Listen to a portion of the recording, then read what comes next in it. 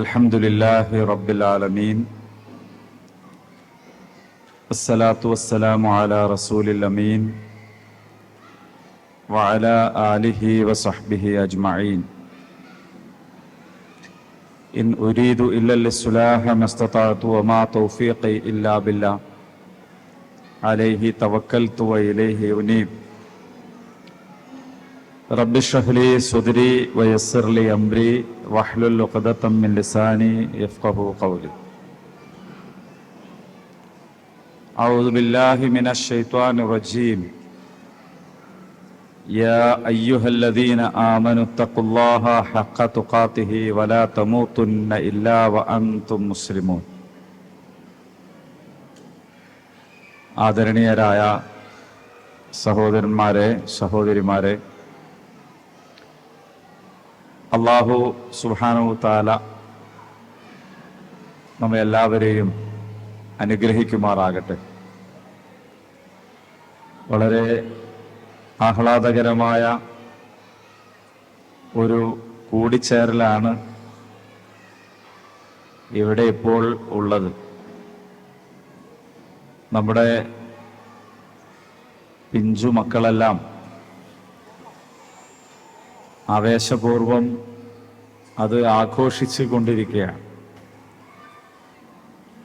അതിനിടയിൽ ചെറിയ ചില കുടുംബ വിചാരങ്ങൾ നിങ്ങളുമായി പങ്കുവെക്കാൻ ശ്രമിച്ച് നോക്കുകയാണ് ഞാൻ ചെയ്യുന്നത്. അല്ലാഹു തആല ഉപകാരപ്രദമായ വിജ്ഞാനത്തെ നമുക്ക് വർദ്ധിപ്പിച്ചു തരുമാറാകട്ടെ. കുടുംബം എന്ന് പറയുന്നത് കേൾക്കാൻ തന്നെ സുഖമുള്ള ഒരു പദമാണ്. മറ്റ് ജീവികളെ അപേക്ഷിച്ച് ഒരുപാട് കഴിവുകളും സാധ്യതകളും ഉള്ളവരാണ് നമ്മൾ ഓരോരുത്തരും. എന്നാൽ മുന്തിരിവള്ളി പോലെയാണ് മനുഷ്യൻ എന്ന് പറയാറുണ്ട്. മുന്തിരി എത്ര മുന്തിയ ഇനമാണെങ്കിലും അത് വളരാനും പൂവിടാനും കായ്ക്കാനും അതിൽ നിന്ന് ഫലം ലഭിക്കാനും അതിന് ഒരു സഹായം, ഒരു നാട്ട, ഒരു പന്തൽ ആവശ്യമാണ്. ഇല്ലെങ്കിൽ ആ വള്ളി നിലത്ത് തന്നെ കിടന്ന് നശിച്ചു പോവുകയാണ്, ചീഞ്ഞു പോവുകയാണ് ചെയ്യുക. ആ വള്ളി ഇങ്ങനെ വളർന്നു വരുമ്പോൾ ഒരു ചെറിയ വടിയെടുത്ത് കുത്തിക്കൊടുത്താൽ അതിന് വളർന്ന് മുന്നോട്ട് ഉയർന്നു കയറാൻ ഉള്ള ഒരു പന്തൽ ഉണ്ടാക്കി കൊടുത്താൽ അത് മുകളിലേക്ക് വളരുകയും നല്ല കായ് ഫലം ലഭിക്കുകയും ചെയ്യും. മനുഷ്യന്മാരെ കുറിച്ച് ആൾക്കാർ എന്ന് പറയാറുണ്ട്. ആൾ എന്ന് പറഞ്ഞാൽ ആളുന്നവൻ എന്നാണ്, ജ്വലിക്കുന്നവൻ, മുകളിലേക്ക് ഉയരുന്നവൻ എന്നാണ്. അത് മനുഷ്യന്റെ ഒരു പ്രകൃതമാണ്. തല ഉയർത്തിപ്പിടിച്ച് എപ്പോഴും മുകളിലേക്ക് വളരാൻ മനുഷ്യനിങ്ങനെ ആഗ്രഹിച്ചുകൊണ്ടിരിക്കും. ആ ആഗ്രഹം നല്ലതാണ്. ആ ആഗ്രഹത്തിന്റെ പ്രാർത്ഥനയാണ് നമ്മൾ നമസ്കാരത്തിൽ ഇടയിലിരുത്തത്തിൽ വർഫഅനി എന്ന് പറയുന്നത്. ഞങ്ങളെ ഉയർത്തിത്തരണമേ എന്ന് പറയുന്നു. അങ്ങനെ വളർന്നു കയറാൻ, മനുഷ്യന് പിടിച്ചു കയറാൻ, അവൻ പരിപൂർണമായും പ്രയോജനപ്രദമാകും വിധം ഉയരാൻ അവനുള്ള പന്തലാണ് കുടുംബം എന്ന് പറയുന്നത്. നമ്മുടെ ജീവിതത്തിലെ എല്ലാ സന്ദർഭങ്ങളിലും നമുക്ക് വലിയ സേവനങ്ങൾ ചെയ്യുന്നുണ്ട് നമ്മുടെ കുടുംബം. ഉമ്മയുടെ ഗർഭപാത്രത്തിൽ ആരോരും കാണാത്ത കാലത്ത് ആ മാതാവിന്റെ ഗർഭപാത്രത്തിൽ നിന്ന് നമുക്ക് കിട്ടിയിട്ടുള്ള വിഭവങ്ങൾ നമ്മൾ കുപ്പായത്തിനുള്ളിൽ കൈവച്ച് നോക്കിയാൽ കാണുന്ന തടയുന്ന അടയാളമുണ്ട്. നമ്മുടെ പൊക്കിൾ കൈയില്ലാതെ, കണ്ണില്ലാതെ, കാലില്ലാതെ ഒക്കെ ജനിച്ച കുട്ടികൾ ഉണ്ടാകും. പക്ഷെ നിങ്ങൾ എപ്പോഴെങ്കിലും പൊക്കിളില്ലാതെ ജനിച്ച ആരെയെങ്കിലും കണ്ടിട്ടുണ്ടോ? അതവിടെ ഒരു അടയാളമാണ്. ജനിക്കുമ്പോഴുള്ള പല അടയാളങ്ങളും പിന്നീട് മാഞ്ഞു പോകുമെങ്കിലും ഈ ദുനിയാവിനോട് വിട ചൊല്ലുന്നത് വരെ മാഞ്ഞു പോകാത്ത ഒരു അടയാളമാണ് നമ്മുടെ പൊക്കിൾ എന്ന് പറയുന്നത്. നമ്മൾ ഗർഭാശയത്തിലായിരിക്കുമ്പോൾ നമ്മുടെ ഉമ്മ നമ്മളെ ഊട്ടിയ വഴിയാണത്. അന്ന് നമ്മുടെ വായയും പല്ലും നാവും അങ്ങനെയല്ല നമ്മൾ ആഹരിച്ചത്. ഇന്നിപ്പോൾ ഉമ്മ കുടിച്ച ബാക്കി വെള്ളം കുടിക്കാനോ ഉമ്മ ഉപയോഗിച്ച ഗ്ലാസ് കഴുകാതെ ഉപയോഗിക്കാനോ നമുക്ക് നമ്മുടെ ശുചിത്വബോധം നമ്മെ സമ്മതിക്കുകയില്ല. അതേസമയത്ത് ആ ഉമ്മ ചവച്ചരച്ച് തിന്നതും കുടിച്ചതുമാണ് ഈ പൊക്കിൾ വഴി നമുക്ക് ലഭിച്ചുകൊണ്ടിരുന്നത്. അവിടെ നിന്ന് ആരംഭിച്ച് നവജാത ശിശുവായി നമ്മൾ ജനിച്ചു വീണ ഉടനെ മാതാവിൽ നിന്ന്, ചുറ്റുപാടുകളിൽ നിന്ന് ലഭിച്ചിട്ടുള്ള വലിയ സേവനങ്ങൾ നമ്മൾ സാധാരണ നമ്മുടെ അടുത്ത കുടുംബക്കാരായിട്ട് എണ്ണുന്ന ആളുകളുണ്ടല്ലോ, അവര് മാത്രമല്ല, നമ്മൾ തൊട്ടിലാടിയപ്പോൾ ആടിയിട്ടുള്ള ഒരുപാട് കണ്ണുകളുണ്ട്. നമ്മളൊന്ന് ചിരിച്ചു കാണാൻ വേണ്ടി നമ്മുടെ മുഖത്ത് നോക്കി കോപ്രായങ്ങൾ കാണിച്ചവരുണ്ട്. നമ്മുടെ കൈ വളരുമ്പോ, കാല് വളരുമ്പോ, നമ്മളൊരു പുതിയ കഴിവ് നേടിയെടുത്തപ്പോൾ, നമ്മളൊന്ന് എഴുന്നേറ്റ് നിന്നപ്പോൾ, ഒന്ന് നടക്കാൻ പിച്ച വെച്ച് തുടങ്ങിയപ്പോൾ ഒക്കെ ആഘോഷപൂർവം, ആവേശപൂർവം പ്രോത്സാഹിപ്പിച്ചവരും സന്തോഷിച്ചവരുമുണ്ട്. നമ്മുടെ കുടുംബക്കാർ, നമ്മുടെ അയൽവാസികൾ, ഇവരെല്ലാം ചേർന്നതാണ് നമ്മുടെ ബന്ധുജനങ്ങൾ എന്ന് പറയുന്നത്. ശൈശവത്തിലും ബാല്യത്തിലും കൗമാരത്തിലും മനുഷ്യന് നേരത്തെ ഞാൻ പറഞ്ഞ പന്തൽ വളരാനും ഉയരാനും ആവശ്യമായിട്ടുള്ള ഈ സഹായം ലഭിച്ചിട്ടുള്ളത് കുടുംബത്തിൽ നിന്നാണ് എന്ന് നമുക്ക് കാണാൻ കഴിയും. കുടുംബമില്ലാത്ത ആളുകൾ ആരും തന്നെ ഇല്ല. പക്ഷേ കുടുംബത്തിൽ നിന്ന് ഉപേക്ഷിക്കപ്പെട്ട പല ആളുകളുമുണ്ട്. നമ്മുടെയൊക്കെ തന്നെ ചുറ്റുപാടുകളിലുള്ള റീഹാബിലിറ്റേഷൻ സെന്ററുകൾ സന്ദർശിച്ചാൽ നമുക്കത് കാണാൻ കഴിയും. അവിടെയുള്ള ആളുകൾ നമ്മളോട് പറയും, നിങ്ങൾ ഇവരുടെ പൂർവകാലത്തെ കുറിച്ച് ചോദിക്കരുത് എന്ന്. അത്തരത്തിലുള്ള അഭയ കേന്ദ്രങ്ങളിൽ നമ്മൾ ചെല്ലുമ്പോൾ അവിടെയുള്ള ഉമ്മമാരോട്, ഉപ്പമാരോട് മക്കളെ കുറിച്ച് ചോദിക്കരുത് എന്ന്, കുടുംബത്തെക്കുറിച്ച് ചോദിക്കരുത് എന്ന്.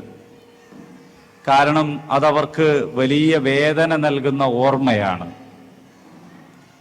അങ്ങനെ ഒറ്റപ്പെട്ടു പോയ ആളുകൾ അവർ അനുഭവിക്കുന്ന തീക്ഷ്ണമായ വികാരം പറഞ്ഞറിയിക്കാൻ കഴിയാത്തതാണ്. പക്ഷെ അതിൽ നിന്ന് നമുക്കുള്ള സന്ദേശം, കുടുംബം ഉണ്ടായിരിക്കുക എന്ന് പറയുന്നത്, നാം കുടുംബത്തോടൊപ്പമായിരിക്കുക എന്ന് പറയുന്നത്, കുടുംബം നമ്മോടൊപ്പമായിരിക്കുക എന്ന് പറയുന്നത് അള്ളാഹു നമുക്ക് ചെയ്തു തരുന്ന വലിയ അനുഗ്രഹമാണ് എന്നുള്ളതാണ്. കൂടുമ്പോൾ ഇമ്പമുണ്ടാകുന്നതാണ് കുടുംബം എന്ന് പറയാറുണ്ട്. യഥാർത്ഥത്തിൽ ഈ ഭൗതിക ലോകത്ത് കാര്യങ്ങളൊക്കെ കണക്കാക്കുന്നത് ഗണിതശാസ്ത്ര യുക്തിയിലാണ്. എനിക്ക് എന്ത് കിട്ടും എന്നാണ് എല്ലാവരും ചോദിച്ചുകൊണ്ടിരിക്കുന്നത്. അങ്ങനെ ഒന്നും കൂട്ടിയാൽ 2, പിന്നെ അതിനോട് എത്ര ഒന്ന് ചേർക്കുന്നുവോ അത്രയും അത് പെരുകിക്കൊണ്ടേയിരിക്കും. ഇങ്ങനെയാണ് എല്ലാറ്റിനെയും ആളുകൾ കണക്കാക്കിക്കൊണ്ടിരിക്കുന്നത്. പക്ഷെ ആ ഗണിതശാസ്ത്ര യുക്തിക്കകത്ത് ഒതുക്കി നിർത്താൻ കഴിയുന്നതല്ല നമ്മുടെ കുടുംബം ആ കുടുംബാംഗങ്ങൾ തമ്മിലുള്ള ബന്ധം എന്ന് പറയുന്നത്. എങ്ങനെയാണ് 10 മാസക്കാലത്തോളം നമ്മെ ഗർഭം ചുമന്ന ഉമ്മയുമായിട്ടുള്ള നമ്മുടെ ബന്ധത്തെ നമുക്കങ്ങനെ ഒരു അക്കങ്ങളിൽ പറയാൻ കഴിയുക? ഉമ്മ ഗർഭിണിയായപ്പോൾ ആ കാലഘട്ടത്തിൽ വല്ലാതെ ചിന്തിച്ച് ടെൻഷൻ അടിച്ച് നടന്ന പിതാവിന്റെ വികാരങ്ങളെ നമുക്ക് എങ്ങനെയാണ് ഗണിതശാസ്ത്ര യുക്തിയിൽ അളക്കാൻ കഴിയുക? എല്ലാ ഗണിതശാസ്ത്രത്തിനും അപ്പുറത്ത് ഒരു സ്നേഹശാസ്ത്രം എന്ന് പറയുന്ന ഒന്നുണ്ട്. ഒന്നും ചേരുമ്പോൾ രണ്ടല്ല,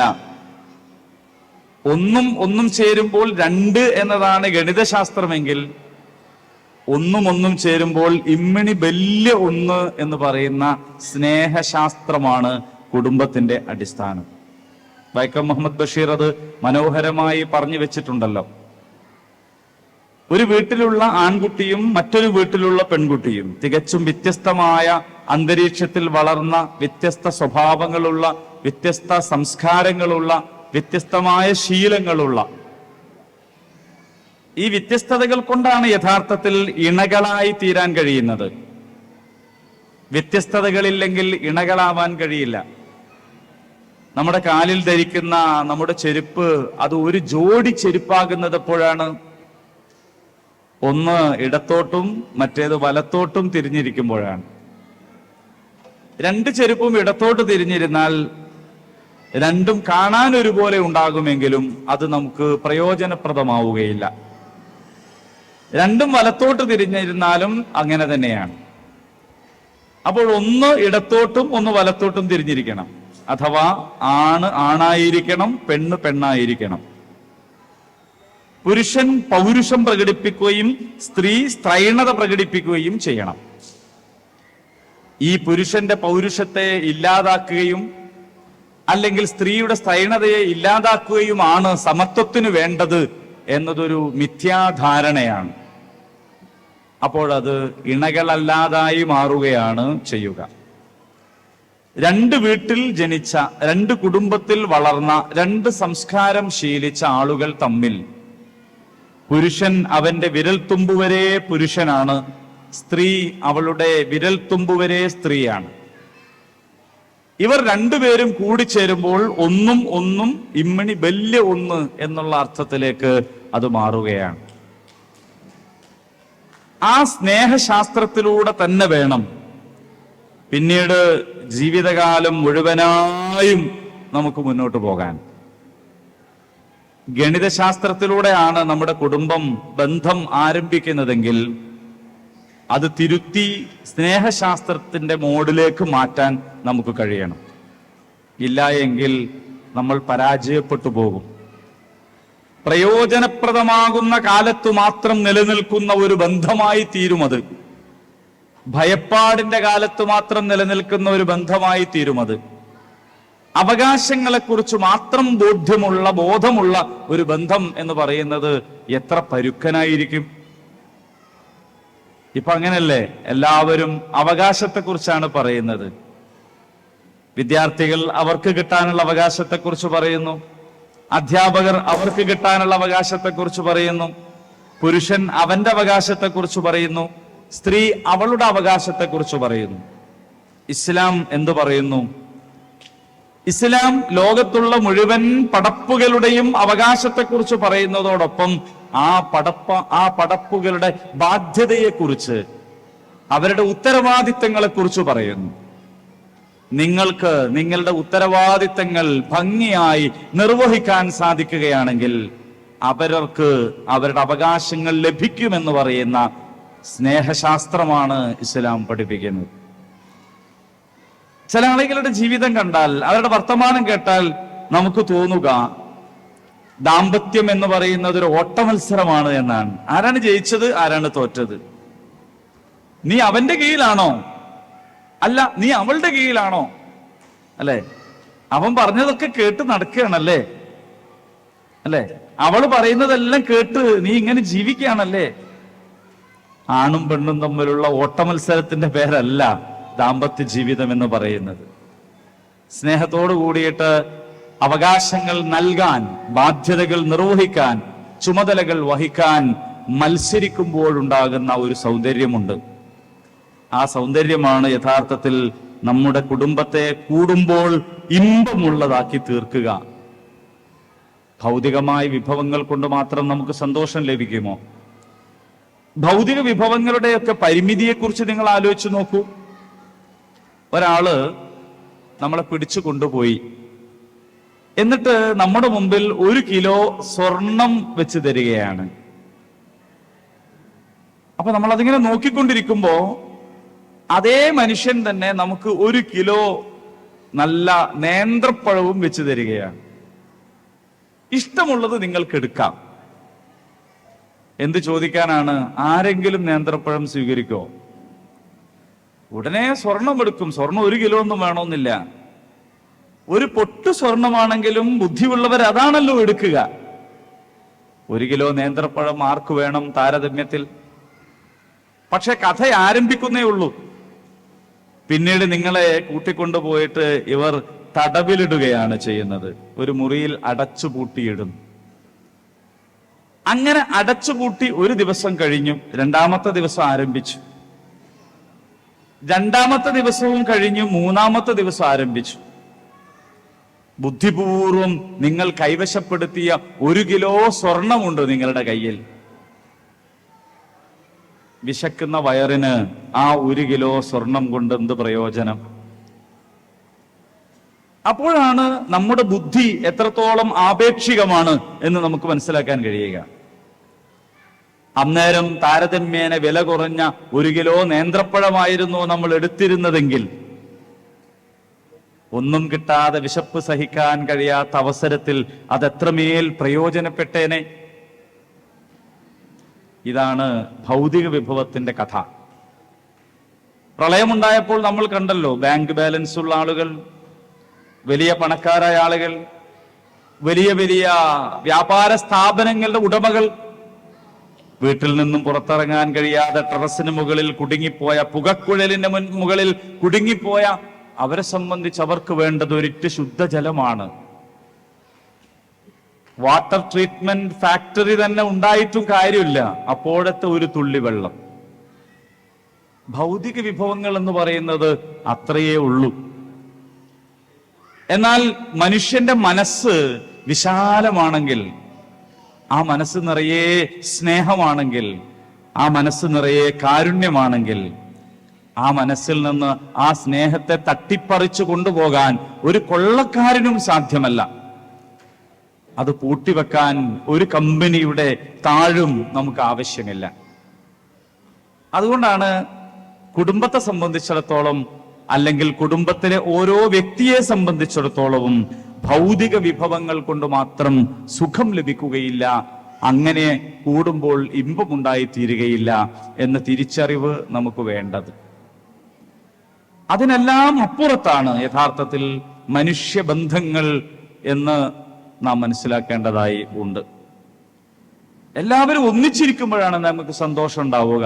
അതുകൊണ്ടാണ് വിവാഹം എന്ന സന്തോഷാവസരത്തിൽ നമ്മൾ എല്ലാവരെയും വിളിച്ചു ചേർക്കുന്നത്. അതുകൊണ്ടാണ് നമ്മുടെ വിജയാഘോഷങ്ങളിൽ നമ്മൾ എല്ലാവരെയും വിളിച്ചു ചേർക്കുന്നത്. ഒറ്റക്കൊരു സന്തോഷമുണ്ടോ? നമ്മൾ ഒറ്റക്ക് ഒരിടത്തിരുന്ന് സന്തോഷിക്കുക, ഒറ്റക്ക് ചിരിക്കുക, നമ്മൾ എന്താണ് അവരെ വിളിക്കുക? ഒരാൾ ഒറ്റക്ക് ഇങ്ങനെ ഇരുന്ന് ചിരിച്ചാൽ നമ്മൾ എന്താണ് അവരെ വിളിക്കുക? ഒറ്റക്കൊരു സന്തോഷമല്ല. ഒറ്റക്ക് വേണമെങ്കിൽ കരയാൻ പറ്റും. ആരും കാണാതെ ഒറ്റക്ക് തനിച്ചിരുന്ന് കരയാൻ ഒരുപക്ഷെ നമുക്ക് സാധിച്ചേക്കും. കണ്ണുനീരിങ്ങനെ ധാരധാരയായി അതിങ്ങനെ ഒഴുകിപ്പോകാൻ ചിലപ്പോൾ കഴിയും. പക്ഷെ എങ്ങനെയാണ് ഒറ്റക്ക് സന്തോഷിക്കുക? അതുകൊണ്ടാണ് സന്തോഷാവസരത്തിൽ നമുക്ക് ഒന്നായിരിക്കണം, എല്ലാവരും ഒരുമിച്ചുണ്ടാകണം. എങ്കിൽ ഏറ്റവും വലിയ സന്തോഷം ഏതാണ്? മനുഷ്യനെ സംബന്ധിച്ച് ഏറ്റവും വലിയ സന്തോഷം എന്ന് പറയുന്നത് സ്വർഗമാണ്. സ്വർഗമാണ്. അവസാനിച്ചു പോകാത്ത സുഖസൗകര്യങ്ങൾ അല്ലാഹു സുബ്ഹാനഹു തആല മുത്തഖീങ്ങൾക്ക് വേണ്ടി ഒരുക്കി വെച്ചിട്ടുള്ള സ്വർഗം എന്നതാണ് ഏറ്റവും വലിയ സന്തോഷം. ആ സന്തോഷത്തിൽ നമ്മുടെ മക്കൾ നമ്മുടെ കൂടെ വേണ്ടേ? നമ്മുടെ മാതാപിതാക്കൾ വേണ്ടേ? നമ്മുടെ സഹോദരി സഹോദരന്മാർ നമ്മുടെ കൂടെ വേണ്ടേ? ഏതോ ഒരു ഉരുൾപൊട്ടലിലോ ഒരു ഭൂമി കുലുക്കത്തിലോ ഒരു സുനാമിയിലോ ഇനി പറയാൻ ഒരു കാരണവുമില്ലാതാകുമ്പോൾ കുഴഞ്ഞു വീണ് തീർന്നു എന്ന് വിശേഷിപ്പിക്കപ്പെടുമ്പോഴോ അവസാനിച്ചു പോകാനുള്ള ഈ നശ്വരമായ ലോകമല്ലല്ലോ പ്രധാനം. അത് പെട്ടെന്ന് ഒടുങ്ങി തീർന്നു പോകും. നിങ്ങൾ ആലോചിച്ചു നോക്കൂ, നിങ്ങളുടെ ജീവിതത്തെ ഇതുവരെയുള്ള ഓർമ്മകൾ, ഇതുവരെയുള്ള കാര്യങ്ങൾ ഓർത്തെടുക്കാൻ നമുക്ക് എത്ര സമയം വേണം? വളരെ കുറഞ്ഞ സമയം മതി. പക്ഷെ ഖാലിദീന ഫീഹ അബദ, ഒരിക്കലും അവസാനിച്ചു പോകാത്ത നിത്യസ്വർഗം. ആ അവസാനിച്ചു പോകാത്ത നിത്യസ്വർഗത്തിൽ അവിടെ വലിയ സുഖ സൗകര്യങ്ങളോടുകൂടി മുന്നോട്ട് പോകുമ്പോൾ നമ്മുടെ മോൻ അവിടെ വേണ്ടേ? നമ്മുടെ മോള് വേണ്ടേ? നമ്മൾക്ക് വേണ്ടി കഷ്ടപ്പെട്ട ഉമ്മ വേണ്ടേ? നമുക്ക് വേണ്ടി അത്യധ്വാനം ചെയ്ത, നമ്മൾ സ്വീകരിച്ച തണലെല്ലാം നമ്മുടെ പിതാവ് കൊണ്ട വെയിലാണല്ലോ. ആ വാപ്പ അവിടെ വേണ്ടേ? വേണം. പക്ഷെ അത് സാധ്യമാണോ? സാധ്യമാണ്. ഖുർആൻ പറയുന്നുണ്ട്, ആരാണ് അങ്ങനെ ഉണ്ടാവുക? അങ്ങനെ ഉണ്ടാവുക സ്വാലിഹീങ്ങളാണ്. സ്വർഗത്തിൽ ഒരുമിച്ച് കഴിയാൻ ഭാഗ്യം കിട്ടുക സ്വാലിഹീങ്ങൾക്കാണ്. വമൻ സ്വലഹ എന്നാണ് ഖുർആൻ പറഞ്ഞത്. സ്വാലിഹീങ്ങളായ ആളുകൾ. എന്തേ നിങ്ങൾ സ്വർഗത്തിൽ ഇങ്ങനെ എല്ലാവരും ഉണ്ടല്ലോ എന്ന് ചോദിക്കൂ അത്രേ. സ്വർഗത്തിലെ ചില ആൾക്കാരോട്, കുടുംബത്തോടെ ഇരിക്കുന്ന ആളുകളോട് ചോദിക്കൂ അത്രേ. എളാപ്പ, മൂത്താപ്പ, അമ്മായി, ജ്യേഷ്ഠന്, അനുജന് എല്ലാവരും ഒന്നിച്ചുണ്ടല്ലോ, നിങ്ങളെങ്ങനെ ഇവിടെ ഒന്നിച്ച് എത്തിയത് എന്ന് ചോദിക്കുന്നതാണ്. അപ്പൊ അവര് പറയും, ഞങ്ങൾ ദുനിയാവിൽ പടച്ച റബ്ബിനെ ഭയന്ന് ജീവിച്ചവരായിരുന്നു എന്ന് പറയുന്നതാണ്. പടച്ച റബ്ബിനെ ഭയന്ന് ജീവിച്ചവരായിരുന്നു ഞങ്ങൾ. ദുനിയാവിൽ ജീവിക്കുമ്പോൾ തന്നെ ഈ വരാനുള്ള പരലോകത്തെക്കുറിച്ച് ഞങ്ങൾക്ക് ബോധമുണ്ടായിരുന്നു. ഞങ്ങൾ കുടുംബത്തിലായിരിക്കെ, ദുനിയാവിലായിരിക്കെ ഞങ്ങൾക്ക് പരലോകത്തെക്കുറിച്ച് ബോധമുണ്ടായിരുന്നു എന്നാണ്. അങ്ങനെയുള്ള ആളുകളാണ് അവിടെ എത്തുക എന്ന് പറയുന്നു. സഹോദരന്മാരെ, സഹോദരിമാരെ, മനുഷ്യ സമൂഹം അങ്ങനെയാണല്ലോ. ആ മനുഷ്യ സമൂഹത്തിന്റെ ഏറ്റവും ചെറിയ ഘടകമാണ് കുടുംബം എന്ന് പറയുന്നത്. ഒരു സമൂഹം എങ്ങനെയാണ് സ്വസ്ഥതയുള്ള സമൂഹമാവുക? ഒരു സമൂഹം സ്വസ്ഥതയുള്ള സമൂഹമാകണമെങ്കിൽ ചിലത് ആ സമൂഹത്തിൽ ഉണ്ടാകണം. എങ്കിൽ അതേ കാര്യങ്ങൾ തന്നെയാണ് ഒരു കുടുംബം സ്വാലിഹായ കുടുംബമായി തീരണമെങ്കിൽ ആ കുടുംബത്തിൽ ഉണ്ടാകേണ്ടത്. ഞാനതിനെ 4 അക്കങ്ങളിൽ നിങ്ങളുമായി പങ്കുവെക്കാം. ഒന്നാമതായി തന്നെ വേണ്ടത്, നമ്മുടെ കുടുംബം എന്ന് പറയുന്നത് ഒരു ജമാഅത്തായിരിക്കണം എന്നതാണ്. സംഘടിതമായിരിക്കണം നമ്മുടെ കുടുംബം. ചില കുടുംബങ്ങളെങ്കിലും റെസ്റ്റോറന്റ് കുടുംബങ്ങളാണ്. എന്ന് പറഞ്ഞാൽ നമ്മളൊരു ഹോട്ടലിലൊക്കെ പോയിട്ടുണ്ടെങ്കിൽ ഡൈനിങ് ടേബിളിന്റെ അടുത്ത് നമ്മൾ ഇരുന്നാൽ നമ്മുടെ മുന്നിൽ വന്നിരിക്കുന്ന ആളും നമ്മളും തമ്മിൽ ഒരു ബന്ധവും ഉണ്ടാവില്ല. അങ്ങനെ ഉണ്ടായിക്കൊള്ളണമെന്നില്ല. നമ്മൾ സപ്ലയറോട് നമുക്ക് ആവശ്യമുള്ളത് ഓർഡർ ചെയ്യുന്നു, അത് വരുന്നു, അത് ഭക്ഷിക്കുന്നു, അതിന് ബില്ലടയ്ക്കുന്നു. നമ്മുടെ തൊട്ടടുത്തിരിക്കുന്ന ആളോട് നമ്മൾ ഒരുപക്ഷെ ഒരു ആശയവിനിമയം നടത്തിക്കൊള്ളണമെന്നില്ല. നമ്മുടെ തൊട്ടു മുമ്പിലിരിക്കുന്നയാൾ എന്ത് വാങ്ങുന്നു, ഭക്ഷിക്കുന്നു എന്നത് നമ്മുടെ വിഷയമേ അല്ല. ഇങ്ങനെ ചില വീടുകളുണ്ട്. ഉമ്മയും പെങ്ങളും ഭാര്യയും ഒക്കെ സപ്ലയേഴ്സ് ആയിട്ടുള്ള കുടുംബങ്ങൾ, ഓരോരുത്തരായി വന്നിരുന്ന് കഴിച്ചു പോകുന്ന കുടുംബങ്ങൾ അങ്ങനെയുണ്ട്. മക്കളെ കുറിച്ച് ചോദിക്കുമ്പോ മൂത്തോൻ എവിടെയാണ് എന്ന് ധാരണയില്ലാത്ത, ഇളയവൻ എന്തു ചെയ്യുന്നു എന്ന് അറിഞ്ഞുകൂടാത്ത, അല്ലേ, ഉപ്പാക്ക് എന്താണ് പണി എന്ന് പോലും അറിഞ്ഞുകൂടാത്ത, മൂപ്പൻ എന്താ ചെയ്യുന്നതെന്ന് ഇപ്പം കൃത്യമായൊരു ധാരണയില്ല എന്ന് പറയേണ്ടി വരുന്ന, ഓൾ എന്തോ ഒരു കോഴ്സിന് പോണുണ്ട് എന്നതിനപ്പുറത്തൊന്നും നിശ്ചയമില്ലാത്ത, കല്യാണത്തിന് വീട്ടിൽ നിന്ന് പോകുന്നത് ഒരേ കല്യാണ വീട്ടിലേക്കാണെങ്കിലും ഞാൻ പോവാണ്, നീ അവിടെ എത്തിക്കോ എന്ന് പറഞ്ഞിട്ട് രണ്ടാളും 2 നേരത്തെ ഇറങ്ങിപ്പോകുന്ന, അല്ലെ, ഒരേ മരണ വീട്ടിലേക്കാണ് പോകുന്നതെങ്കിലും പരസ്പര ബന്ധമില്ലാതെ പോയി തിരിച്ചു വരുന്ന, വീട്ടിൽ വെച്ച് നമസ്കരിക്കുമ്പോൾ ഓരോരുത്തരും തോന്നിയ ഇടങ്ങളിൽ വെച്ച് ഒറ്റക്കൊറ്റക്ക് മാത്രം നമസ്കരിക്കുന്ന, അല്ലേ, അതിനു പകരം ഒരു ജമാഅത്തായിരിക്കണം. ഒരേ സ്ഥലത്തേക്ക് പോവുകയാണെങ്കിൽ ഒരാൾ ഒരല്പം കാത്തു നിന്നിട്ടാണെങ്കിൽ പോലും ഒന്നിച്ചിറങ്ങാൻ കഴിയുന്ന പരസ്പര ബന്ധമുള്ള ഒരു കുടുംബം. അതിനാണ് ജമാഅത്തായിരിക്കണം എന്ന് പറയുന്നത്. സമൂഹത്തിന്റെ ചെറിയ ഘടകമാണ് കുടുംബം എന്നതുകൊണ്ട് കുടുംബത്തിന് ഈ ഗുണമുണ്ടെങ്കിൽ അവിടെ സ്വസ്ഥതയുണ്ടാകും. മഹല്ലിൽ ആ സ്വഭാവമുണ്ടെങ്കിൽ ആ മഹല്ല് ജമാഅത്ത് സ്വസ്ഥതയുണ്ടാകും. സമൂഹത്തിൽ ആ ജമാഅത്തായിട്ടുള്ള സ്വഭാവം ഉണ്ടെങ്കിൽ അവിടെയും അതിന്റെ സുഖം ഉണ്ടാവും. ഇങ്ങനെ കുടുംബം ജമാഅത്താണെങ്കിൽ പിന്നെ വേണ്ടത് കൂടിയാലോചനയാണ്. അതിനെ നമുക്ക് രണ്ടാമത്തെ ഒരു നമ്പറായിട്ട് എണ്ണാം. ഒരു സമൂഹം സംഘടിതമാണെങ്കിൽ, ഒരു കുടുംബം സംഘടിതമാണെങ്കിൽ പിന്നെ അവിടെ അനിവാര്യമായി തീരുന്നതാണ് കൂടിയാലോചന. കൂടിയാലോചനയില്ലാത്ത സംഘടിത സ്വഭാവം അർത്ഥമില്ലാത്തതാണ്. ഓരോരുത്തരും ഒറ്റക്കൊറ്റക്ക് തീരുമാനിക്കുന്നതിന് പകരം പരസ്പരം അങ്ങോട്ടും ഇങ്ങോട്ടും, ഖുർആൻ അതിനെക്കുറിച്ച് പറഞ്ഞല്ലോ. മുലകുടിയെ കുറിച്ച് പറഞ്ഞെടുത്ത് ഖുർആൻ പറഞ്ഞല്ലോ, നിങ്ങൾ കൂടി ആലോചിക്കുക എന്ന് പറഞ്ഞല്ലോ. വീട്ടിൽ കറിയുണ്ടാക്കുന്ന വിഷയം തുടങ്ങി സ്വത്തുവകകൾ വിൽക്കുകയോ കൈമാറ്റം ചെയ്യുകയോ ചെയ്യുന്ന കാര്യത്തിൽ പോലും പരസ്പരമുള്ള കൂടിയാലോചനകൾ. റസൂലുള്ളാഹി മുഹമ്മദ് മുസ്തഫ സ്വല്ലല്ലാഹു അലൈഹി വസല്ലം ഹുദൈബിയ സന്ധിയുടെ നേരത്ത് വിഷമിച്ചിരിക്കുമ്പോ കൂടെയുണ്ടായിരുന്ന പ്രിയ പത്നി ചോദിച്ചല്ലോ, എന്താണ് റസൂലേ അങ്ങേക്ക് വിഷമമെന്ന്? അതൊന്നും നിനക്ക് പറഞ്ഞാൽ മനസ്സിലാവൂല എന്ന് പറയുകയായിരുന്നില്ല റസൂലുള്ളാഹി സ്വല്ലല്ലാഹു അലൈഹി വസല്ലം. ഞാനിങ്ങനെ വിഷമിച്ചിരിക്കുകയാണ്, ഞാൻ റസൂലായി അവരുടെ ഇടയിൽ ഉണ്ടായിരിക്കെ ഞാൻ അവരോട് തലമുണ്ടനം ചെയ്യാൻ പറയുന്നതും ബലിയെറുക്കാൻ പറയുന്നതുമൊന്നും അവരനുസരിക്കുന്നില്ലല്ലോ എന്ന വിഷമത്തിലാണ് ഞാൻ.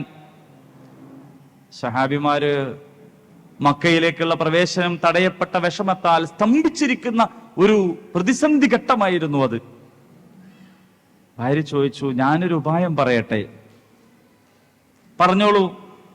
ഇനി അങ്ങ് ആരോടും ഒന്നും കൽപ്പിക്കേണ്ടതില്ല, അങ്ങ് തനിയെ ഇത് ചെയ്തു നോക്കൂ, എല്ലാവരും കാണുന്നൊരിടത്ത് കയറി നിന്ന്.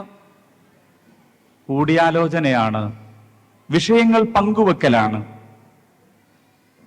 ഖലീലുല്ലാഹി ഇബ്രാഹിം അലൈഹിസ്സലാം, അള്ളാഹുവിന്റെ കൽപ്പന വന്നല്ലോ മകനെ അറുക്കണമെന്ന്. അള്ളാഹു കൽപ്പിച്ച ഏതു കൽപ്പനയാണ് ഇബ്രാഹിം അലൈഹിസ്സലാം വേണ്ടെന്ന് വെക്കുക?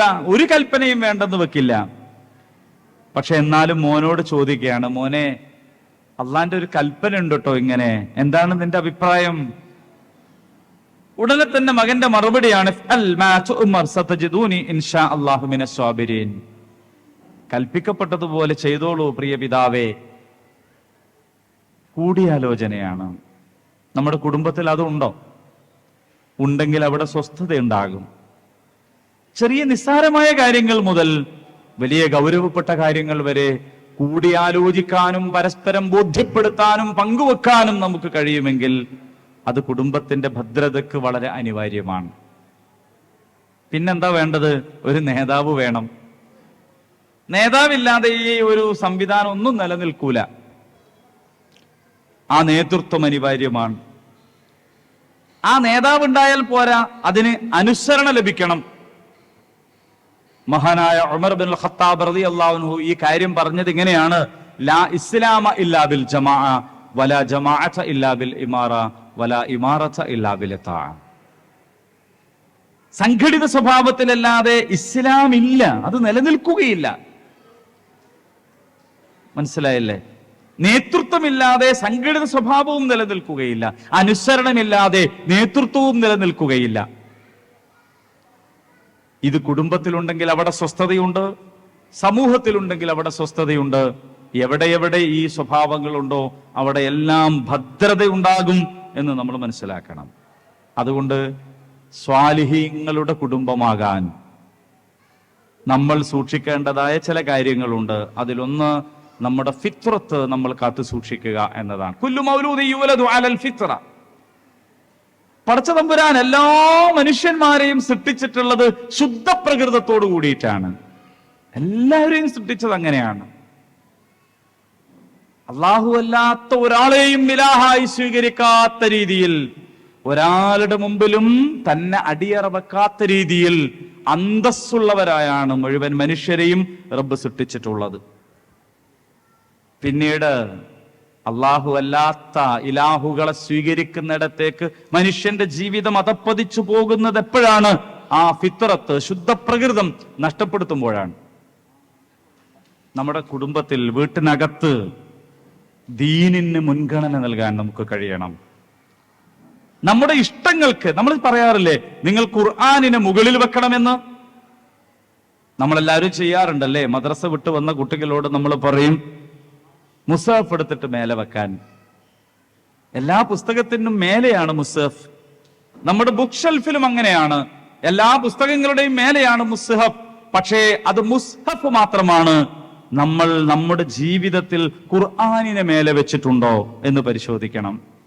വീടുണ്ടാക്കുന്നിടത്ത്, വിവാഹം കഴിക്കുന്നിടത്ത് എന്തൊക്കെ നമ്മുടെ ജീവിതത്തിലുണ്ടോ അവിടെയെല്ലാം മുസ്ഹഫ് എന്ന് പറയുന്ന ആ കിതാബിനെയല്ല, അതിനകത്തിരിക്കുന്ന ഖുർആനിനെ, അതിന്റെ ആശയങ്ങളെ, കൽപ്പനകളെ, നിരോധങ്ങളെ, മുന്നറിയിപ്പുകളെ, സന്തോഷ വാർത്തകളെ എല്ലാം നമ്മുടെ ജീവിതത്തിൽ നമ്മുടെ അഭിപ്രായത്തെക്കാളും മേലെ വെക്കാൻ നമുക്ക് സാധിക്കുമെങ്കിൽ, ദീനിന് മുൻഗണന നൽകാൻ നമുക്ക് കഴിയുമെങ്കിൽ, ആ ദീനനുസരിച്ചുകൊണ്ട് ജീവിക്കാൻ നമുക്ക് സാധ്യമാണെങ്കിൽ സ്വാലിഹീങ്ങളുടെ കുടുംബമാകും. ഏറ്റവും പ്രിയപ്പെട്ട സഹോദരി സഹോദരന്മാരെ, നമ്മൾ നമ്മുടെ ജീവിതത്തിൽ വാക്കുകൾ കൊണ്ടല്ല പ്രവർത്തനം കൊണ്ട് ചിലത് തെളിയിക്കണം. മദ്രസയിൽ വെച്ച് ഉസ്താദ് പറഞ്ഞു കൊടുത്തു മുനാഫിക്കിന്റെ ലക്ഷണങ്ങൾ എന്തൊക്കെയാണെന്ന്. സംസാരിച്ചാൽ കളവ് പറയുക, ഇത് മുനാഫിക്കിന്റെ ലക്ഷണമാണ്. കുട്ടി പഠിച്ചു കേട്ടോ. അങ്ങനെ വീട്ടിലെത്തിയ കുട്ടി കാണുന്നത് ഉമ്മ അടിച്ചു തുടച്ച് വൃത്തിയാക്കുന്നതിനിടയില് ഉപ്പാക്ക് കിട്ടിയ ഒരു ഗിഫ്റ്റ് നിലത്ത് വീണങ്ങ് പൊട്ടിപ്പോയി. അബദ്ധത്തിൽ സംഭവിച്ചതാണ്. മോനത് കണ്ടിട്ടുണ്ട്. അപ്പൊ ഉമ്മ മോനോട് പറയാണ്, മോനെ ഇത് ഉപ്പനോട് പറയരുത് കേട്ടോ, ചോദിച്ചാ ഞാൻ കണ്ടില്ല എന്ന് പറഞ്ഞാൽ മതി. അപ്പൊ മോനെ ആയിക്കോട്ടെ എന്ന് പറഞ്ഞു. അപ്പോ ഉപ്പ വന്നപ്പോ ഉപ്പ അന്നത് ശ്രദ്ധിച്ചില്ല, വന്നപാട് ഉപ്പ അത് നോക്കൂലല്ലോ. പിന്നീട് എപ്പോഴോ അത് കാണാതായി തെരഞ്ഞു നടക്കുമ്പോ ഇവനിങ്ങനെ ഉമ്മാനെങ്ങനെ നോക്കുന്നുണ്ട്. എന്താ പറയേണ്ടത്? ഞാനിപ്പൊ പറഞ്ഞു കൊടുക്കും എന്നുള്ള നിലക്കാണ്. പറഞ്ഞു കൊടുക്കല്ലേ. അപ്പൊ പിന്നെ ഇവന് ചിലത് ആവശ്യപ്പെടും, 100 ഉറുപ്പ്യ തരണം. 50 തന്നാ പോരെ, 100 വേണം. എന്നാ 100 തരാം, നീ പറഞ്ഞു കൊടുക്കല്ലേ. പറഞ്ഞു കൊടുത്തില്ല, 100 ഉറുപ്പ്യയും കിട്ടി. ഇവ മദ്രസെന്നും പഠിച്ചത് എന്താണ്? മദ്രസെന്നും പഠിച്ചത് സംസാരിച്ചാൽ കളവ് പറയൽ മുനാഫിക്കിന്റെ ലക്ഷണമാണ്. എന്തിനാ പഠിച്ചത്? പരീക്ഷയ്ക്ക് മാർക്ക് കിട്ടാനാണ്. എന്നാൽ ശരിക്കുള്ള ജീവിതത്തിലോ അത്യാവശ്യത്തിനൊക്കെ കളവ് പറയാം എന്ന് മാത്രമല്ല, അത് മുൻനിർത്തിക്കൊണ്ട് ഒരാളോട് അയാളെ നിന്ന് കാശ് വാങ്ങാനും പറ്റും. ഇതാണ് അവൻ പഠിക്കുക. കാരണം എന്താണെന്നറിയോ? ഇമാം ഗസാലി റഹ്മഹുല്ല പറഞ്ഞു, ഒരു കുട്ടിയെ സംബന്ധിച്ച് ആ കുട്ടിയുടെ ഉമ്മ 1000 ഉസ്താദുമാർക്ക് തുല്യമാണ് എന്നാണ്. 1000 ഉസ്താദുമാർക്ക് തുല്യം. മോനെ, ആ ഗേറ്റ് കടന്ന് വരുന്ന പിരിവാരോട് പറഞ്ഞേക്ക് ഞാൻ ഇവിടെ ഇല്ല എന്ന്. ഉപ്പ മോനോട് പറയുമ്പോ മദ്രസയെന്ന് കളവ് പറയാൻ പാടില്ല എന്ന് പഠിപ്പിച്ചതല്ല കുട്ടി ജീവിതത്തിൽ പകർത്തുന്നത്, ഉപ്പ പറഞ്ഞു കൊടുത്തതാണ് ജീവിതത്തിൽ പകർത്തുന്നത്. കാരണം ഇമാം ഗസാലി റഹ്മഹുല്ല പറഞ്ഞു, ഒരു കുട്ടിയെ സംബന്ധിച്ച് അവന്റെ പിതാവ് 100 ഉസ്താദുമാർക്ക് തുല്യമാണ് എന്ന്. അപ്പോൾ വാക്കുകളെക്കാൾ അപ്പുറത്ത് നമ്മുടെ പ്രവർത്തനം കൊണ്ട് നമ്മുടെ വരും തലമുറക്ക് നമ്മളിൽ നിന്ന് എന്ത് കിട്ടുന്നു എന്നതാണ്. തൽക്കാലം കരച്ചിൽ നിർത്താൻ വേണ്ടി എന്ത് ചോദിക്കുന്നതും വാങ്ങിത്തരാം എന്ന് പറഞ്ഞേക്കരുത്. എവിടെ പോകണമെന്നാണോ ആവശ്യപ്പെടുന്നത് അത് ഞാൻ ഏറ്റു എന്ന് പറയരുത്. പൂർത്തീകരിക്കാൻ സാധിക്കുന്ന വാഗ്ദാനം മാത്രമേ ചെയ്യാൻ പാടുള്ളൂ. വാങ്ങിക്കൊടുക്കാൻ കഴിയുന്നത് മാത്രമേ ഓഫർ ചെയ്യാൻ പാടുള്ളൂ. തൽക്കാല നേരത്തേക്ക് കരച്ചിൽ മാറ്റാൻ കുട്ടിക്ക് നിങ്ങൾ ഓഫർ ചെയ്തത് വാങ്ങിക്കൊടുക്കുന്നില്ല എങ്കിൽ നിങ്ങളുടെ ജീവിതത്തിൽ നിന്ന് വാഗ്ദത്ത ലംഘനം എന്ന് പറയുന്ന നിഫാഖാണ് അവർ പഠിക്കുക എന്ന് മനസ്സിലാക്കിക്കൊള്ളണം. ചോറ് വാരി കൊടുക്കുമ്പോൾ അമ്പിളിമാമനെ കാണിച്ച് ചോറ് കൊടുക്കുന്നത് മലയാളികൾക്കിടയിലുള്ള ഒരു ശീലമാണ്. പക്ഷേ അവിടെയുള്ള കാക്കക്കും പൂച്ചക്കും ഒക്കെ ചോറ് കാണിച്ച് അതിനൊന്നും തരൂല എന്ന് പറഞ്ഞിട്ട് കുട്ടിക്ക് കൊടുത്താ കുട്ടി പഠിക്കുന്നത് ഒന്നിനും ഒരു മണി പറ്റും കൊടുക്കരുത് എന്ന പാഠമാണ്. വയറ് വശക്കുന്ന കുട്ടിയുടെ മുമ്പിൽ ഈ കാക്ക പൂച്ച കളിയൊന്നും ഇല്ലാതെ തന്നെ കുട്ടി ഭക്ഷണം കഴിച്ചോളും. പക്ഷേ ആ ചോറുരുളയുടെ കൂടെ നിങ്ങൾ കൊടുക്കുന്ന സ്വഭാവം എന്ത് എന്ന് പറയുന്നത് വളരെ പ്രധാനപ്പെട്ട കാര്യമാണ്. അതുകൊണ്ട് ജീവിതം കൊണ്ട് മാതൃക കാണിക്കാൻ നമുക്ക് സാധിക്കണം. നമ്മൾ അവരുമായിട്ട് സഹവസിക്കണം. എങ്ങനെയാണ് സഹവസിക്കുന്നത്? മനുഷ്യന്റെ ഒരു പ്രകൃതം എന്ന് പറയുന്നത് അനുകരണമാണ്. അവന്റെ പ്രകൃതം. മുമ്പ് എങ്ങനെയോ കാട്ടിൽ ഒറ്റപ്പെട്ടു പോയ ഒരു കുട്ടിയുടെ കഥയുണ്ട്. ഏതോ വിനോദസഞ്ചാരികളിൽ നിന്നോ മറ്റോ ഒരു കുട്ടിയെ നഷ്ടപ്പെട്ടു. തെരഞ്ഞു നടന്ന് കണ്ടില്ല. അവര് ദുഃഖിച്ച് അവര് പിരിഞ്ഞു പോയതാണ്. പിന്നീട് കുറച്ചു കാലങ്ങൾക്ക് ശേഷം പോയ വേറെ ഒരു യാത്രാ സംഘം കുറെ കുരങ്ങുകൾക്കിടയിൽ ഒരു കുട്ടിയെ കാണുകയാണ്. സൂക്ഷിച്ചു നോക്കുമ്പോ അത് കുരങ്ങല്ലെന്ന് മനസ്സിലായി, ഒരു മനുഷ്യക്കുട്ടിയാണ്. 8-10 വയസ്സ് പ്രായമായ ഒരു മനുഷ്യക്കുട്ടിയാണ്. മുലകുടി പ്രായത്തിൽ നഷ്ടപ്പെട്ടു പോയ ആദ്യത്തെ യാത്രാ സംഘത്തിലെ കുട്ടിയാണ് അതെന്നൊക്കെ പിന്നീട് മനസ്സിലാവുന്നത്. പക്ഷേ 10 വയസ്സുള്ള ഈ കുട്ടി കുരങ്ങിനെ പോലെ മരം ചാടുകയും കൊഞ്ഞനം കുത്തുകയും ഒക്കെ ചെയ്തുകൊണ്ടിരിക്കുകയാണ്. നമ്മളെ വീട്ടിൽ വളർത്തുന്ന ഒരു കോഴിയും നമ്മൾ നടക്കുമ്പോൾ ഇതുവരെ നടക്കാൻ ശ്രമിച്ചിട്ടില്ല. ഒരു ആട്ടിൻകുട്ടിയും നമ്മളെപ്പോലെ ചാടാൻ ശ്രമിച്ചിട്ടില്ല. ഒരു പശുക്കുട്ടിയും നമ്മളെപ്പോലെ സംസാരിക്കാൻ ശ്രമിച്ചിട്ടില്ല. പക്ഷേ കുരങ്ങിന്റെ കൂടെ ഒരു കുട്ടി കുറച്ചു കാലം താമസിച്ചപ്പോൾ ആ കുരങ്ങിനെ പോലെയുള്ള ചേഷ്ടകൾ കാണിക്കാൻ തുടങ്ങി. എന്ന് പറഞ്ഞാൽ മനുഷ്യൻ അനുകരണത്തിൽ 1-ാം സ്ഥാനത്താണ്. അതുകൊണ്ട് മാതാപിതാക്കൾ ചെയ്യേണ്ടത് കുട്ടികളോട് ഏറ്റവും നന്നായി സഹവസിക്കുക, ആ സഹവാസത്തിൽ അവർക്ക് ഏറ്റവും നല്ലത് മാത്രം നൽകുക എന്നതാണ്.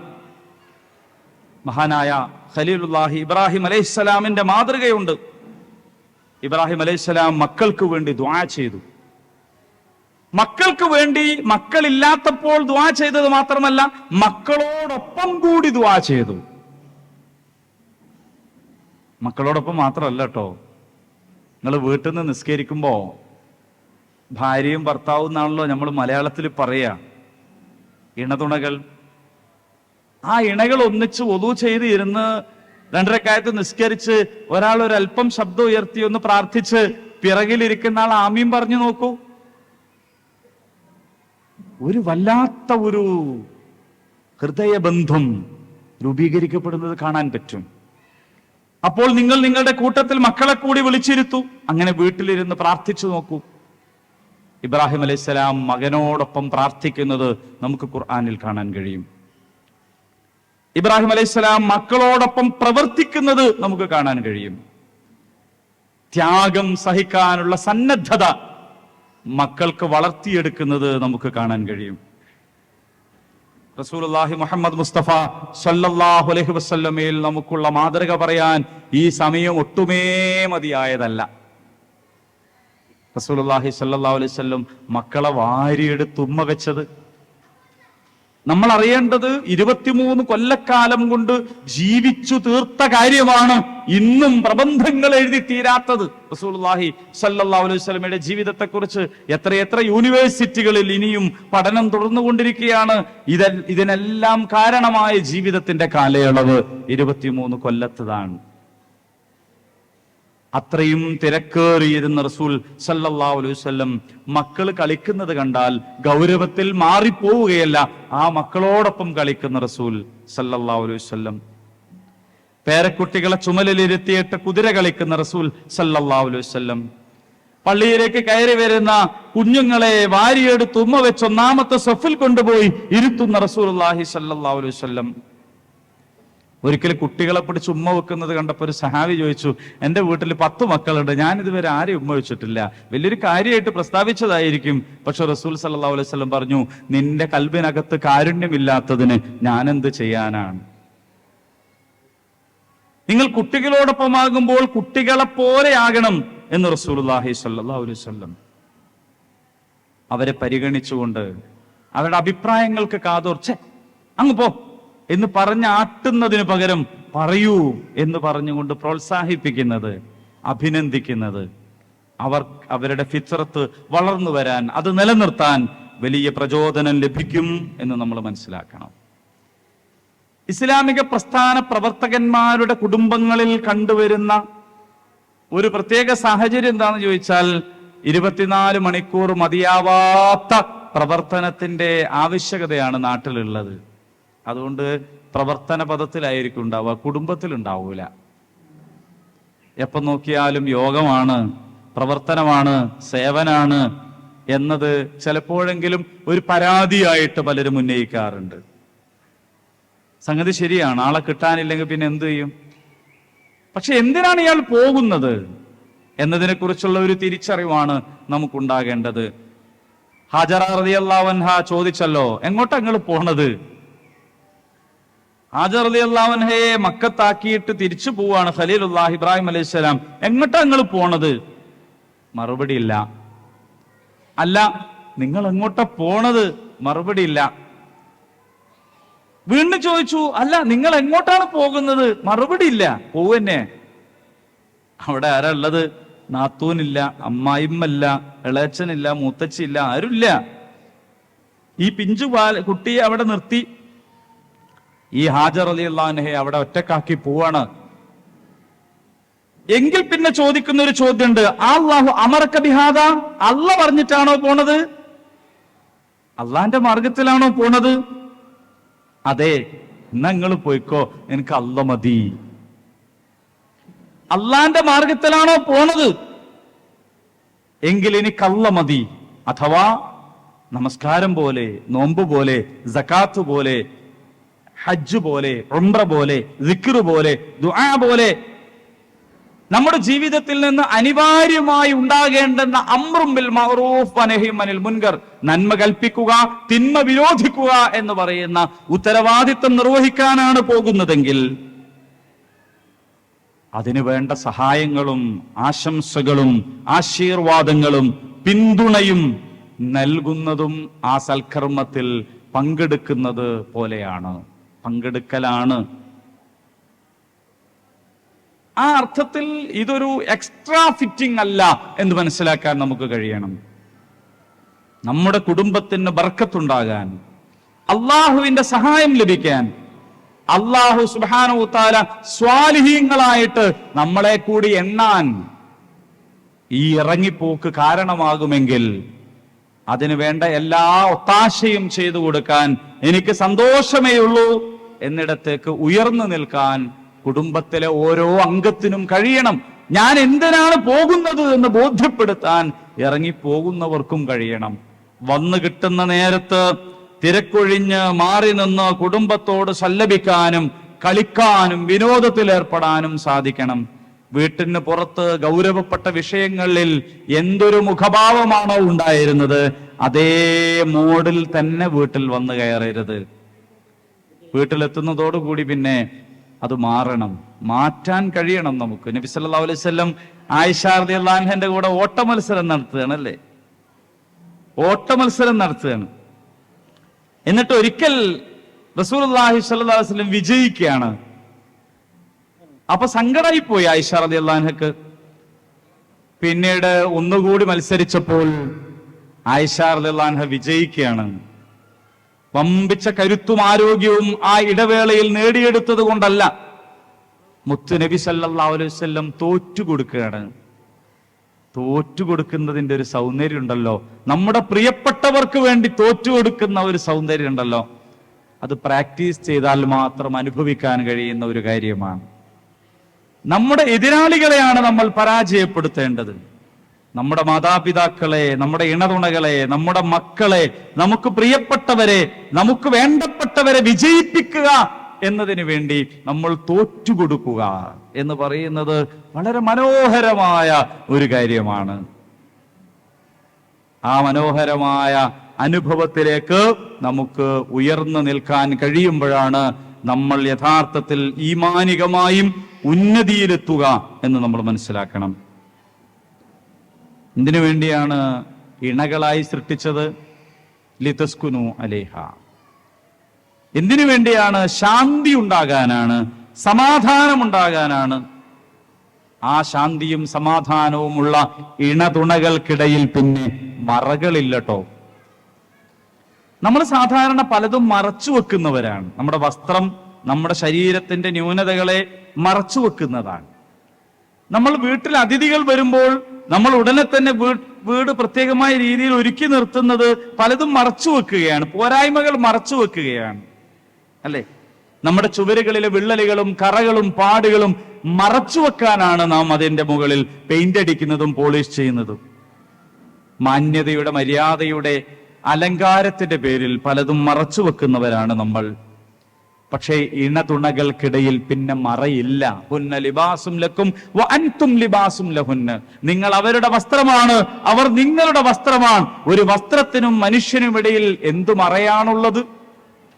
ഒരു മറയുമില്ല. അഥവാ എല്ലാ മേക്കപ്പുകൾക്കും അപ്പുറത്ത്, എല്ലാ അലങ്കാരങ്ങൾക്കും അപ്പുറത്ത്, എല്ലാ ആടയാഭരണങ്ങൾക്കും അപ്പുറത്ത് ഒരു മനുഷ്യനുണ്ടല്ലോ അതിനുള്ളിൽ. ആ മനുഷ്യർ തമ്മിലാണ് ഇണതുണകളായി ജീവിക്കുന്നത് എന്ന് നമ്മൾ മനസ്സിലാക്കണം. ആ മറകൾ ഒഴിവാക്കുമ്പോഴാണ്, അങ്ങനെ യാതൊരു പിടിച്ചുവെക്കലുകളും ഇല്ലാത്ത വിധം തുറന്ന പ്രകൃതത്തോടെ സമീപിക്കുമ്പോഴാണ് നമുക്ക് യഥാർത്ഥ ഇണതുണകളായി ജീവിക്കാൻ കഴിയുക. നമ്മളല്ല നമ്മുടെ ജീവിതത്തെ നിയന്ത്രിക്കുന്നത്. ആയിരുന്നെങ്കിൽ നമ്മളെപ്പോലെ എത്രയെത്ര ആളുകൾ ഇന്ന് നമ്മുടെ കൂടെ ബാക്കി ഉണ്ടാകേണ്ടിയിരുന്നു. പലരും അപകടത്തിൽ മരണപ്പെട്ടു പോയിട്ടില്ലേ? കുഴഞ്ഞു വീണ് ജീവിതം അവസാനിപ്പിക്കേണ്ടി വന്നിട്ടില്ലേ? പലരും വീട്ടിനകത്തെ സീലിംഗ് മാത്രം കാണുന്ന രീതിയിൽ മലർന്നു കിടപ്പില്ലേ? നമ്മുടെ കുടുംബത്തിലും അയൽപക്കത്തുമൊക്കെ. എന്തേ ഇപ്പോഴും നമുക്ക് രണ്ടു കാലുകളിൽ എഴുന്നേറ്റ് നടക്കാൻ കഴിയുന്നു? നമ്മുടെ എന്തോ വലിയ മികവ് കൊണ്ടൊന്നുമല്ല, റബ്ബിന്റെ തീരുമാനമാണ്, അവന്റെ ഔദാര്യമാണ്. അഥവാ നമ്മുടെ ജീവിതം നമ്മൾ അള്ളാന്റെ മുമ്പിൽ സമർപ്പിക്കുകയാണ് വേണ്ടത്. അള്ളാഹിനോട് നമ്മൾ ചോദിക്കേണ്ടത്, പടച്ചോനെ എന്തായാലും തരണേ എന്നല്ല. നമ്മൾ അങ്ങനെ ചോദിക്കുക, അല്ലെ? പലപ്പോഴും നമ്മൾ ചോദിക്കുക എങ്ങനെയാണ്? പടച്ചോനെ എന്തായാലും തരണേ, എങ്ങനെയെങ്കിലും തരണേ, അല്ല ഹൈറാണെങ്കിൽ തരണേ എന്ന് നമുക്ക് ചോദിക്കാൻ കഴിയണം. നമ്മുടെ മക്കളുടെ റിസൾട്ട് ആണെങ്കിലും അവരുടെ ജീവിതത്തിലെ ഏതൊരു ലക്ഷ്യത്തെക്കുറിച്ചുള്ള കാഴ്ചപ്പാടാണെങ്കിലും, നമ്മുടെ മകൾക്ക്, നമ്മുടെ മകന് ഒരു വിവാഹാന്വേഷണം വരികയാണെങ്കിൽ എന്തായാലും റബ്ബേ ഇത് നടത്തി തരണേ, എങ്ങനെയെങ്കിലും ഇതൊന്ന് ശരിയാക്കി തരണം, അങ്ങനല്ല. പടച്ച തമ്പുരാനെ, എനിക്ക് ഖൈറാണോ ഷർറാണോ എന്ന് നിനക്ക് മാത്രമല്ലേ അറിയുള്ളൂ. റബ്ബേ നിനക്ക് മാത്രമല്ലേ ഗൈബ് അറിയുള്ളൂ, വേറെ ആർക്കും അറിയില്ലല്ലോ. എന്റെ നോട്ടത്തിൽ ഞാൻ ഇങ്ങനെ ഇന്നതൊക്കെ കാണുന്നുണ്ട് എങ്കിലും അതിനപ്പുറത്ത് നിനക്കല്ലേ അറിയുകയുള്ളൂ. അതുകൊണ്ട് എനിക്ക് ഖൈറാണെങ്കിൽ നൽകണമേ. അതോടുകൂടി നാം അള്ളാഹിനെ ഏൽപ്പിച്ച് കഴിഞ്ഞു. അത് അങ്ങനെ ഏൽപ്പിച്ച് കഴിഞ്ഞതിൽ പിന്നെ നമുക്ക് ടെൻഷൻ ഇല്ല. പടച്ച തമ്പുരാൻ തരാൻ വിചാരിച്ച് തടയാൻ ആർക്കും കഴിയില്ല, തടയാൻ വിചാരിച്ചത് തരാനും ആർക്കും കഴിയില്ല. എന്തൊക്കെ എനിക്ക് കിട്ടിയോ അതൊക്കെ റബ്ബ് തന്നതാണ്. എന്തെല്ലാം എനിക്ക് എന്നിൽ നിന്ന് കൈവിട്ടുപോയോ അതൊന്നും എനിക്ക് വേണ്ടതില്ലാത്തതാണ് എന്ന് സംതൃപ്തിപ്പെടാനും ഹസ്ബി അല്ലാഹ് എന്ന് പറയാനും നമുക്ക് സാധിക്കും. നമ്മുടെ കൂടെയുള്ളവരെ നമ്മൾ പരിഗണിക്കുക, നമ്മളെ കൂടെയുള്ളവരെ നമ്മൾ കൂടെ ചേർത്തു പിടിക്കുക. അവരില്ലാതെ നമുക്ക് എന്താ ആഘോഷാണുള്ളത്? അവർ നമ്മുടെ കൂടെ ഇല്ലാതെ നമുക്ക് എന്ത് ആഘോഷാണുള്ളത്? അവർ നമ്മുടെ കൂടെ ഇല്ലാതെ നമുക്ക് എന്ത് സന്തോഷാണുള്ളത്? അതുകൊണ്ട് അവർ നമ്മുടെ കൂടെ തന്നെയുണ്ട്, നമ്മുടെ പിറകിലല്ല, നമ്മുടെ കൂടെ തന്നെയുണ്ട് എന്ന് ഓരോ നിമിഷത്തിലും നമ്മൾ ഉറപ്പുവരുത്തുക.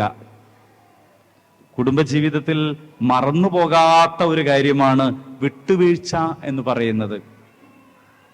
മര്യാദക്കാർക്ക് 3 വഴി എന്നൊരു ചൊല്ലുണ്ട്. മര്യാദക്കാർക്ക് 3 വഴി. ഇന്നത്തെ പോലെ വലിയ വലിയ വീതിയുള്ള വഴികളില്ലാത്ത ഒരു കാലത്ത്, വീടുകളിലേക്ക് ഒറ്റയടിപ്പാതകൾ ഉണ്ടായിരുന്ന ഒരു കാലത്ത്, വയൽ വരമ്പുകളിലൂടെ ഒരാൾക്ക് മാത്രം നടക്കാൻ പാകമായിട്ടുള്ള ചെറിയ വയൽ വരമ്പുകളിലൂടെ സഞ്ചാരമുണ്ടായിരുന്ന ഒരു കാലത്ത്, ഇന്നും ഉണ്ടാവും അങ്ങനെ നാട്ടുമ്പുറങ്ങളിൽ. ഒരാൾ ഇങ്ങനെ നടന്നു വരികയാണ് വരമ്പിലൂടെ, അപ്പുറത്തു നിന്ന് ഇങ്ങോട്ടും ഒരാൾ നടന്നു വരികയാണ്. ആ രണ്ടുപേരും ഇങ്ങനെ വന്ന് മുഖാമുഖം എത്തുമ്പോ രണ്ടുപേർക്ക് പോകാനുള്ള വഴിയില്ല.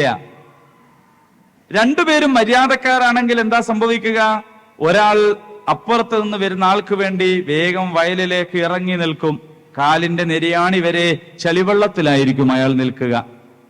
പക്ഷെ ഇയാൾ ഇറങ്ങുമോ എന്ന് നോക്കാനുള്ള നേരം ഈ മര്യാദക്കാരനില്ല. അയാൾ ഇങ്ങോട്ടും ഇറങ്ങി നിന്നിട്ടുണ്ടാകും. അപ്പൊ അവരുടെ മുമ്പിൽ 3 വഴിയാണ്.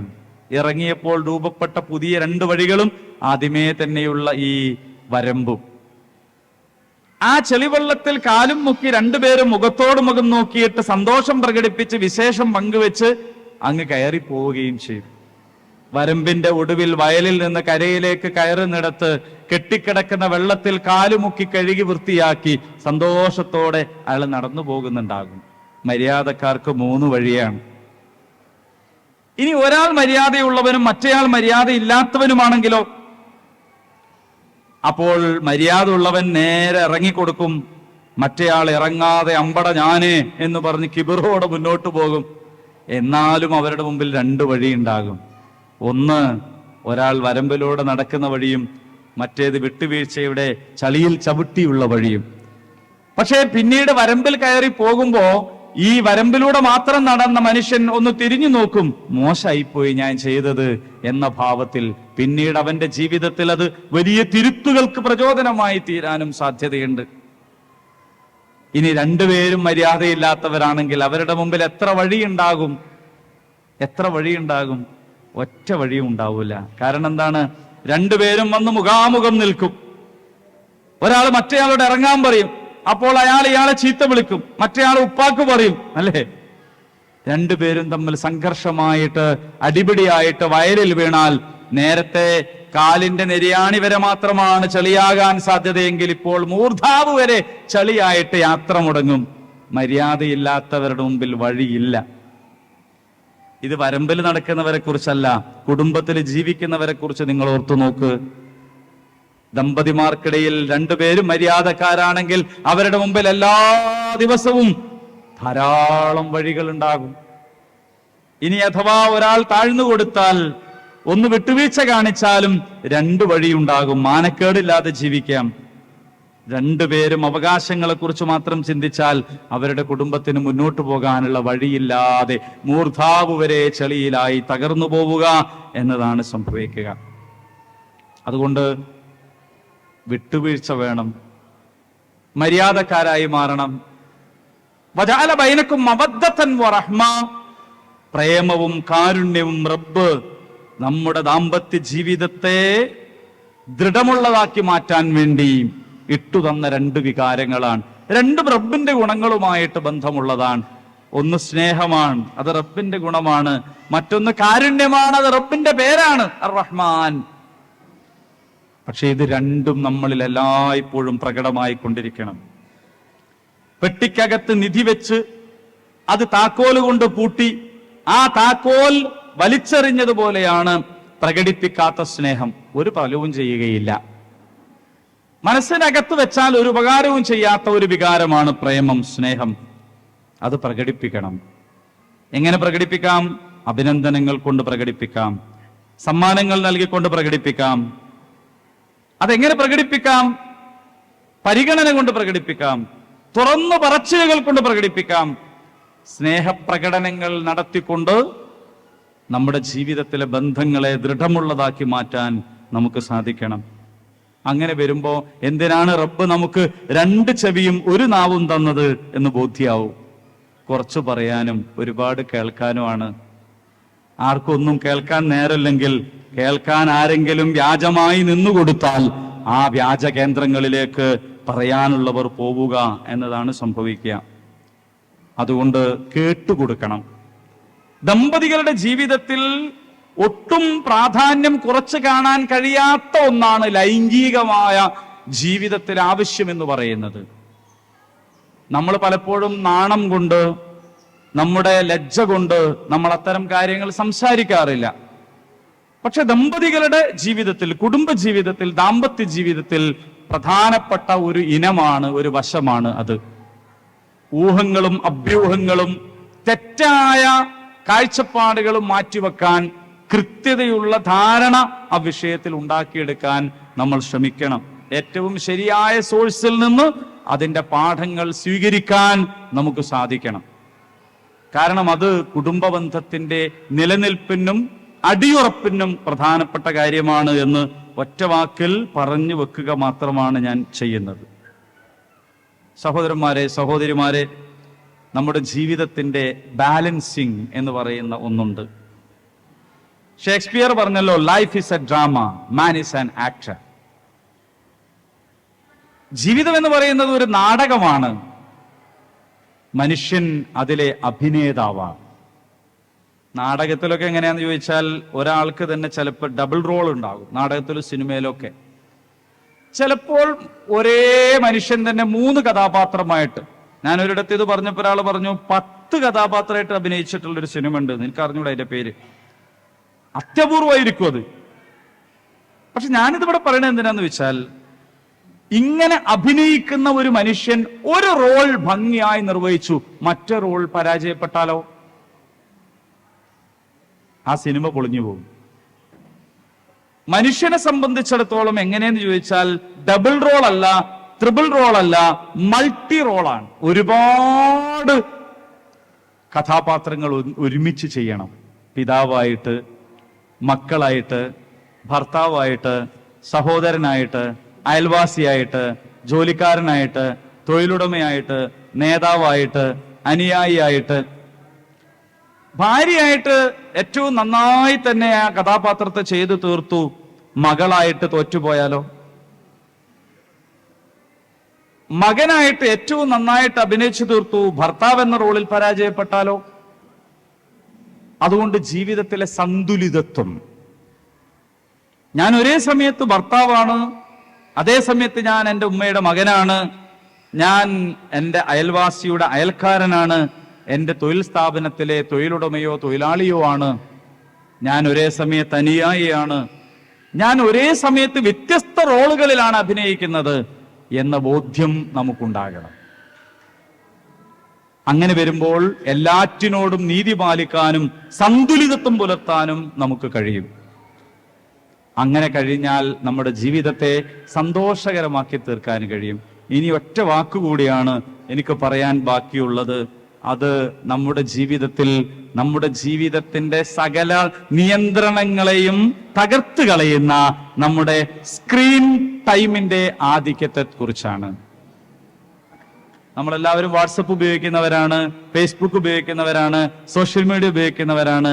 പക്ഷേ കത്തി പോലെയാണ്, പ്രയോജനപ്രദമായ അത് തന്നെ അമിതോപയോഗത്താലും അശ്രദ്ധയാലുള്ള ഉപയോഗത്താലും നമ്മുടെ ജീവിതത്തിൽ വലിയ പരിക്കുകൾ ഉണ്ടാക്കാൻ അത് കാരണമാകും. രാത്രി കിടന്നുറങ്ങാൻ വേണ്ടിയിട്ട് ഭാര്യയും ഭർത്താവും റൂമിൽ കയറി വാതിലടച്ചിട്ട് കട്ടിലിൽ കയറി കിടന്ന് ഭർത്താവിന് ഭാര്യയോടൊന്ന് നീങ്ങിക്കിടക്കാൻ പറഞ്ഞിട്ട് ഓള് കേൾക്കുന്നില്ല, ഓള് വാട്സപ്പിലാണ്. കുറെ നേരം പറഞ്ഞിട്ട് അവള് കേൾക്കാതായപ്പോ അയാൾക്ക് കിടക്കൽ നിർബന്ധമായ സമയത്ത് അയാൾ വാട്സപ്പിൽ മെസ്സേജ് അയച്ചു, അത്രേ, നീ ഒന്ന് നീങ്ങിക്കിടക്ക്. ഉടനെ തന്നെ ഓള് നീങ്ങിക്കിടന്നു എന്നാണ് കഥ. തൊട്ടടുത്ത് കിടക്കുന്ന ഭാര്യയോട് ഭർത്താവിന് വാട്സപ്പ് വഴി മാത്രം ബന്ധപ്പെടാൻ കഴിയുന്നത്രയും സ്ക്രീൻ ടൈം നമ്മുടെ ജീവിതത്തെ കവർന്നെടുക്കുന്ന ഒരു കാലത്ത് നമ്മൾ ബോധപൂർവം നമ്മുടെ മറ്റുള്ളതിന്റെ മുടക്കം വരാത്ത വിധം അതിനെ നിയന്ത്രിക്കാൻ സന്നദ്ധരാവണം.